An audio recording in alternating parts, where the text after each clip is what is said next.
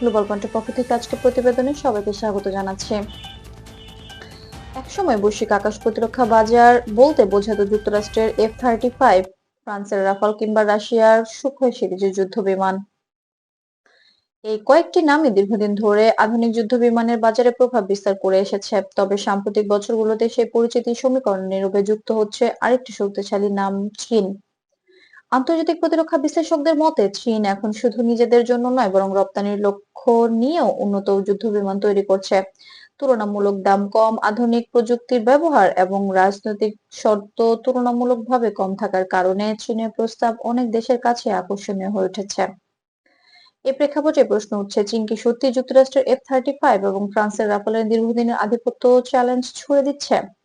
বিশ্বস্ত আন্তর্জাতিক প্রতিবেদনে বলা হয়েছে, চীন J-20 সহ নতুন প্রজন্মের ফাইটার জেটগুলোতে স্টেলথ ডিজাইন, উন্নত সেন্সর এবং দীর্ঘ পাল্লার সক্ষমতার উপর জোর দেওয়া হয়েছে। একই সঙ্গে চীন নিজস্ব ইঞ্জিন ও ইলেকট্রনিক সিস্টেম উন্নয়নের চেষ্টা চালাচ্ছে যাতে বিদেশে নির্ভরতা কমানো যায়। অন্যদিকে F-35 এখনো প্রযুক্তিগত দিক দিয়ে বিশ্বের সবচেয়ে আধুনিক মাল্টি-রোল ফাইটারগুলোর একটি। উন্নত সেন্সর, ফিউশন নেটওয়ার্ক ভিত্তিক অপারেশন এবং দীর্ঘদিনের অপারেশনের অভিজ্ঞতা এটিকে আলাদা জায়গায় রেখেছে। রাফালও বাস্তব অপারেশনে পরীক্ষিত একটি নির্ভরযোগ্য প্ল্যাটফর্ম হিসেবে পরিচিত, বিশেষ করে বহুমুখী ব্যবহারের ক্ষেত্রে। তবুও আন্তর্জাতিক অস্ত্র বাজারে চীনা যুদ্ধবিমানের চাহিদা কেন বাড়ছে, এই প্রশ্নটি এখন গুরুত্বপূর্ণ। বিশ্লেষকরা বলছেন, যুক্তরাষ্ট্র ও পশ্চিমা দেশগুলোর নিষেধাজ্ঞা, কঠোর রপ্তানি নীতি এবং রাজনৈতিক শর্ত অনেক উন্নয়নশীল দেশের জন্য বিকল্প পথ খোঁজার প্রয়োজন তৈরি করছে। সে জায়গাতে চীন তুলনামূলক সহজ অর্থে বিমান সরবরাহের প্রস্তাব দিচ্ছে।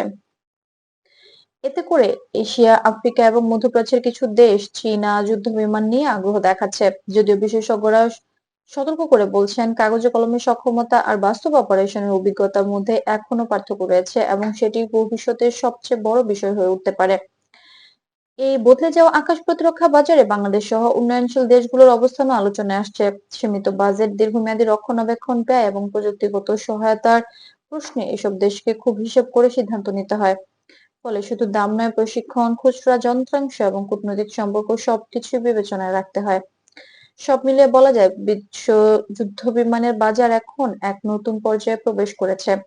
চীন যেখানে ধীরে ধীরে নিজেদের অবস্থান শক্ত করছে, তবে F-35 বা রাফালের জায়গায় পুরোপুরি দখল করে নেওয়ার মতো পরিস্থিতি এখনো তৈরি হয়নি।